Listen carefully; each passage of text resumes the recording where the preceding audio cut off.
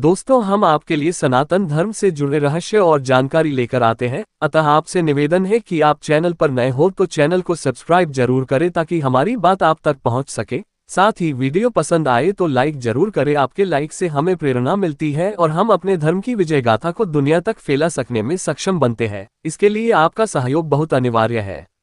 चलिए शुरू करते हैं। आखिर बिहार के गया में क्यों नहीं उगता तुलसी का एक भी पौधा? क्यों ब्राह्मण कभी संतुष्ट नहीं होता? फल्गु नदी सिर्फ नाम की नदी क्यों है? क्यों कौवा हमेशा लड़ झगड़ कर ही को खाता है? कौवा, तुलसी, ब्राह्मण व गाय को मां सीता ने क्यों श्राप दिया था? इसके बारे में कुछ लोग ही जानते हैं। आइए हम विस्तार से इस बारे में बताते हैं। वाल्मीकि रामायण के मुताबिक वनवास के दौरान भगवान राम, लक्ष्मण और माता सीता पितृपक्ष में श्राद्ध करने के लिए बिहार के गया धाम पहुंचे। वहां ब्राह्मण ने भगवान श्रीराम और लक्ष्मण को श्राद्ध कर्म के लिए आवश्यक सामग्री जुटाने के लिए कहा। इस पर भगवान राम व लक्ष्मण नगर की ओर सामान लाने के लिए निकल पड़े। ब्राह्मण देव ने माता सीता से आग्रह किया कि पिंडदान का समय निकलता जा रहा था। ये सुनकर माता सीता की व्यग्रता भी बढ़ती जा रही थी, क्योंकि श्री राम और लक्ष्मण अभी नहीं लौटे थे। इसी दौरान दशरथ जी की आत्मा ने उन्हें आभास कराया कि पिंडदान का वक्त बीता जा रहा है। ये जानकर माता सीता असमंजस में पड़ गईं। तब माता सीता ने समय के महत्व को समझते हुए ये निर्णय लिया कि वह स्वयं अपने ससुर राजा दशरथ का पिंडदान करेगी। उन्होंने फल्गु नदी के साथ साथ वटवृक्ष, कौवा, तुलसी, ब्राह्मण व गाय को साक्षी मानकर स्वर्गीय राजा दशरथ का पिंडदान विधि विधान के साथ किया। इस क्रिया के उपरांत जैसे ही उन्होंने हाथ जोड़कर प्रार्थना की तो राजा दशरथ ने माता सीता का पिंडदान स्वीकार कर लिया। माता सीता इस बात से प्रफुल्लित हुई कि उनकी पूजा दशरथ जी ने स्वीकार कर ली है। इसके बाद उनके मन में संशय भी हुआ कि प्रभु राम इस बात को नहीं मानेंगे, क्योंकि पिंडदान पुत्र के बिना नहीं हो सकता है। थोड़ी देर बाद भगवान राम और लक्ष्मण सामग्री लेकर आए और पिंडदान के विषय में पूछा।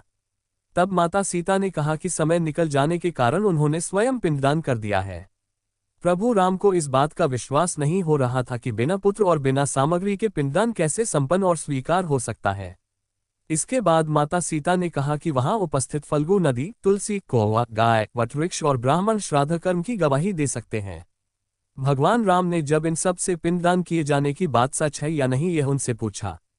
तब फल्गु नदी, गाय, कौवा, तुलसी और ब्राह्मण पांचों ने प्रभु राम का क्रोध देखकर झूठ बोल दिया कि माता सीता ने कोई पिंडदान नहीं किया है। वटवृक्ष ने सत्य कहा कि माता सीता ने सबको साक्षी मानकर विधि पूर्वक राजा दशरथ का पिंड दान किया है। पांचों साक्षी के झूठ बोलने पर माता सीता ने क्रोधित होकर उन्हें आजीवन श्राप दे दिया। फल्गु नदी को श्राप दिया कि वह सिर्फ नाम की नदी रहेगी, उसमें पानी नहीं रहेगा। इसी कारण फल्गु नदी आज भी गया में सूखी है।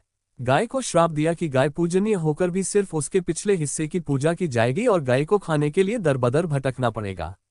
आज भी हिंदू धर्म में गाय के सिर्फ पिछले हिस्से की पूजा की जाती है। माता सीता ने ब्राह्मण को कभी भी संतुष्ट न होने और कितना भी मिले उसकी दरिद्रता हमेशा बनी रहेगी उसका का श्राप दिया। इसी कारण ब्राह्मण कभी दान दक्षिणा के बाद भी संतुष्ट नहीं होते हैं। माता सीता ने तुलसी को श्राप दिया कि वह कभी भी गया की मिट्टी में नहीं उगेगी। यह आज तक सत्य है कि गया की मिट्टी में तुलसी नहीं फलती। और कौवा को हमेशा लड़ झगड़ कर खाने का श्राप दिया था। कौवा आज भी खाना अकेले नहीं खाता है। माता सीता ने जहां इन पांचों को श्राप दिया, वहीं सच बोलने पर वटवृक्ष को आशीर्वाद दिया कि उसे लंबी आयु प्राप्त होगी, वह दूसरों को छाया प्रदान करेगा। पतिव्रता स्त्री उनका स्मरण करके अपने पति के दीर्घायु की कामना करेगी। दोस्तों, वटवृक्ष को आज भी हमारे धर्मों में पूजनीय बताया गया है। ये सब माता सीता के आशीर्वाद के कारण ही है।